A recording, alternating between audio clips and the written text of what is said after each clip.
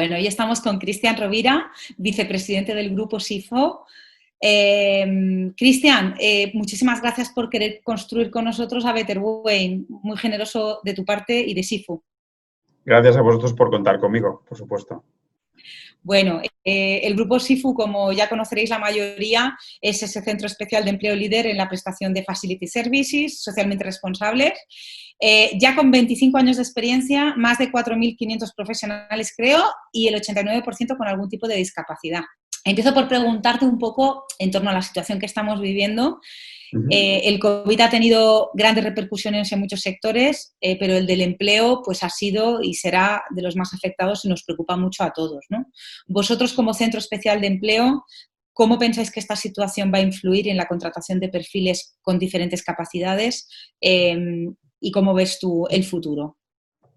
Si nos trasladamos a la última crisis, la crisis del 2008, vimos como unos años antes había habido un incremento muy grande de contratación de personas con discapacidad, porque el mercado laboral en España llegó prácticamente al pleno empleo, pero estas personas con discapacidad que habían sido las últimas en entrar fueron luego las primeras en salir.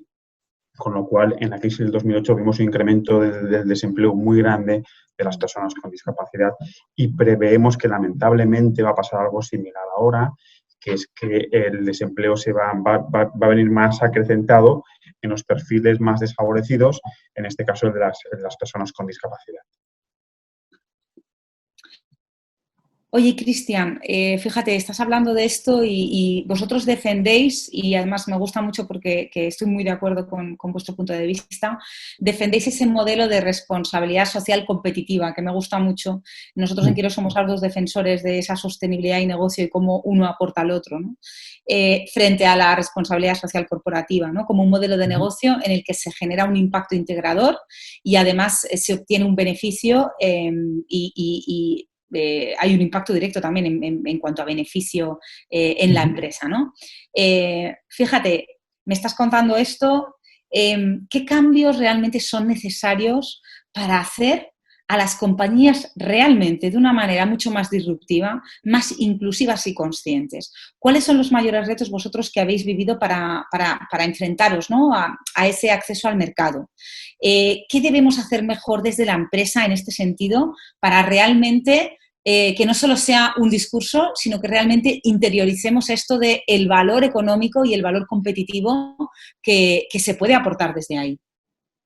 Entraríamos en el tema del propósito que comentabas anteriormente, ¿no? Cuando nosotros empezamos hace 25 años, había dos tipos de propósitos, que era, si quiero dedicarme a hacer un mundo mejor, monto una fundación o monto una ONG, y si mi propósito es ganar mucho dinero, monto una empresa con la finalidad de ganar dinero, ¿no?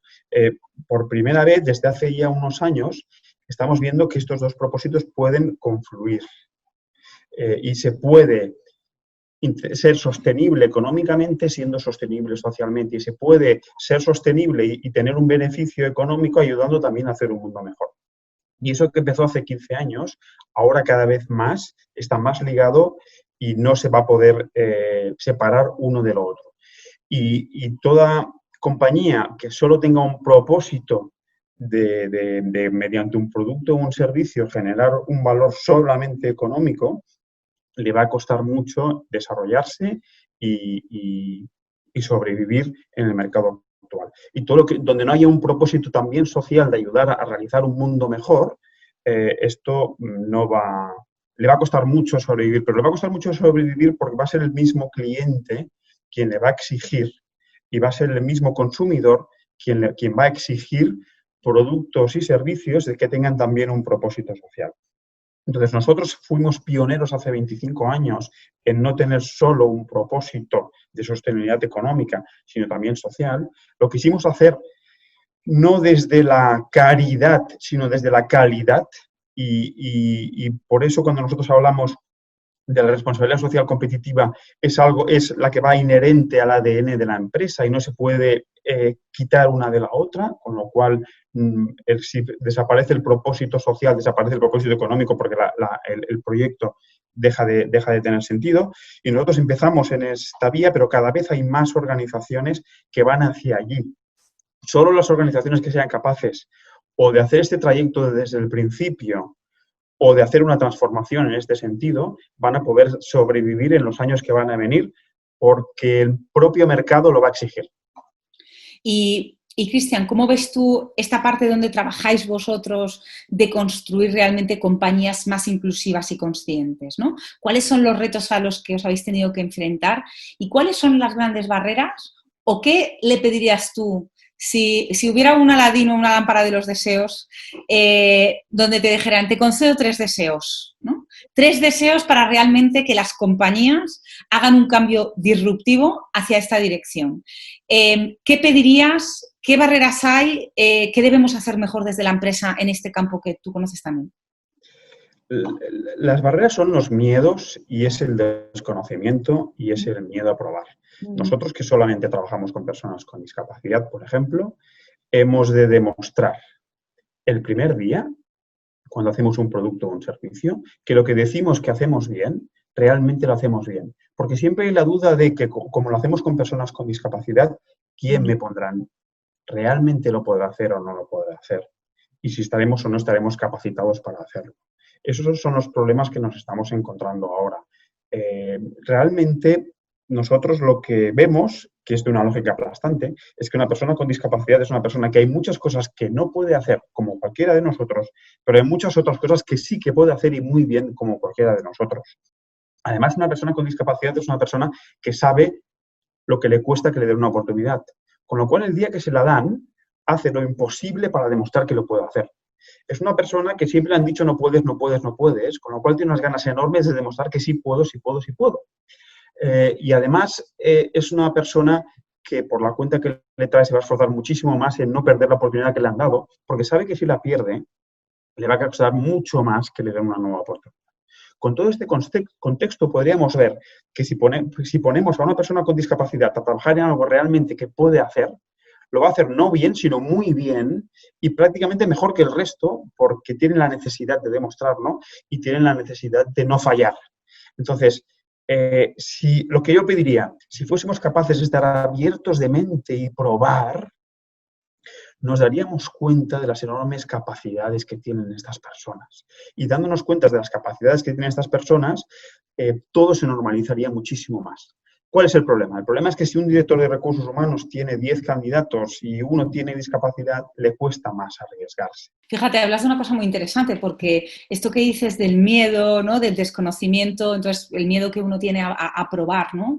Y eso que dices del open mind, de alguna manera lo hemos vivido estos días, ¿no? Durante el COVID, porque al final lo que nos está demostrando todo esto es que tenemos que tener una capacidad de flexibilidad y de adaptación que normalmente vivimos con miedo en lugar de vivir eso como pues un placer casi, ¿no? El que te saquen de tu zona de confort debería ser un placer y no un estrés, ¿no? Eso es como lo debería ver un líder que transforma los negocios, ¿no?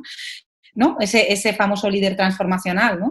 Y me gusta mucho lo que dices, porque, claro, están esos grandes decisores de recursos humanos. ¿Tú crees que la vía son esos directores de recursos humanos que tienen que tener esa capacidad de salir de su zona de confort, de superar miedos? A veces te encuentras arriba de todo, no sé qué te encuentras a nivel CEO, si te encuentras más convencimiento y luego te cuesta más cuando bajas a lo que es el middle management, o es al revés, a veces es el middle management el que puede abrir la puerta hacia una prueba y luego el CEO lo ve como algo, pues, oye, pues mira, que está bien hecho. No sé cómo es tu experiencia ahí entre arriba y lo que es el middle management, ¿no? ¿Cómo está de integrado todo esto de la diversidad? Cada vez los CEOs están más abiertos a este tema, pero es verdad que hay aversión al riesgo y a no fallar. Entonces, yo creo que la clave, bajo mi punto de vista, está en los directores de recursos humanos, ¿no? Recuerdo en unas conferencias que me invitaron a dar en Canarias a un grupo de directores de recursos humanos y yo hice el siguiente experimento. Antes de entrar a la sala puse 2 bandejas con manzanas. Entonces, en una parte había unas manzanas, como las que compramos nosotros en los supermercados, unas manzanas grandes, bonitas y sin ninguna tara. Y al otro lado había unas manzanas que eran manzanas más pequeñitas, unas manzanas más feas. Y yo les dije al intentar, por favor, coger una manzana. Entonces, rápidamente se vació la caja donde estaban las manzanas más bonitas y donde quedaron manzanas fue en esas manzanas que eran más pequeñitas y eran un poquito más sucias. Yo al entrar a la conferencia empecé explicándoles que qué lástima que habían descartado las manzanas que eran ecológicas, eran bio y tenían más vitaminas y mejor lo hubiesen ido para su cuerpo y se habían solo quedado con y habían cogido las manzanas que menos vitaminas tenían y que más biocidas tenían.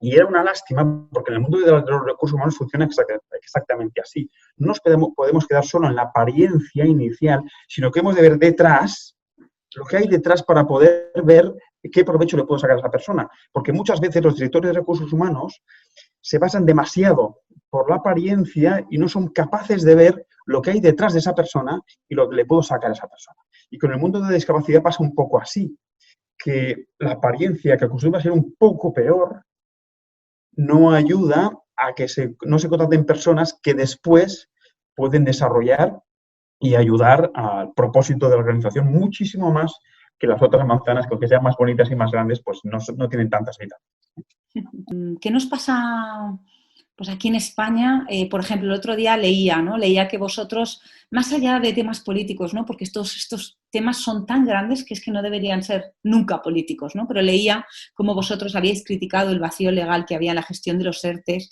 para personas con discapacidad, ¿no? Pensando un poco en la protección de vuestros trabajadores, ¿no? ¿Qué opinas un poco del activismo de los CEOs?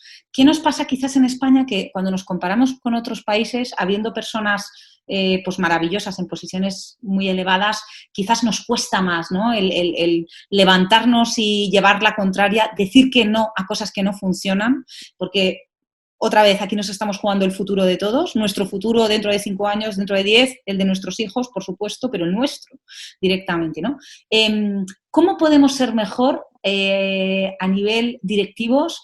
¿Cómo podemos ser mejores activistas? Ser mejores rebeldes para decir que no a lo que no funciona. ¿Cómo podemos estar más a favor de romper dogmas? ¿Qué nos falta en España, arriba de todo, para que esto no lo estemos haciendo, como quizás hay otros CEOs en otros países que lo hacen más? Mira, yo aquí tengo una teoría personal, que es que nosotros nos encanta quejarnos siempre de todo.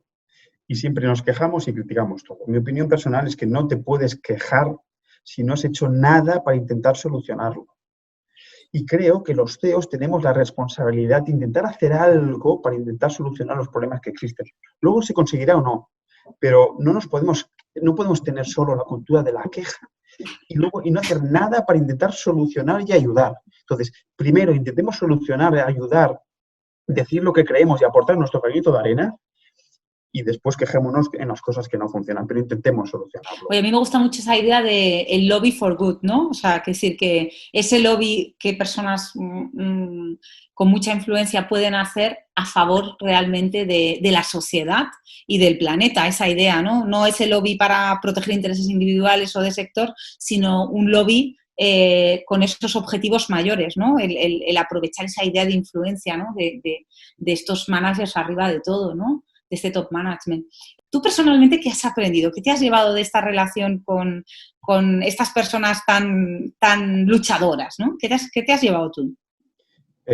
Trabajar con buenas personas te hace mejor persona y te hace empequeñecerte y ver que, viendo lo que están haciendo los demás, viendo la superación y el esfuerzo que hacen, tú te empequeñeces y ves que lo que tú estás haciendo es muy fácil comparado con muchas cosas que están haciendo muchas personas con discapacidad para solo tener un día a día normalizado. Y sí que es cierto que lo que te llevas es todo el mundo tenemos que tener un trabajo, todo el mundo nos tenemos que ganar la vida de alguna manera, pero si puedes llegar a casa y explicarle a tus hijos que su papá ayuda a personas con discapacidad a tener un empleo y a tener una sociedad más normalizada. Me llamaba la atención cuando veía la tasa un poco de desempleo de personas con discapacidad, ¿no? En España, en 2019, fue del 26%, 12 puntos por encima de las personas sin discapacidad. Y este dato cuadriplicaba la media de la Unión Europea, que es un 6%.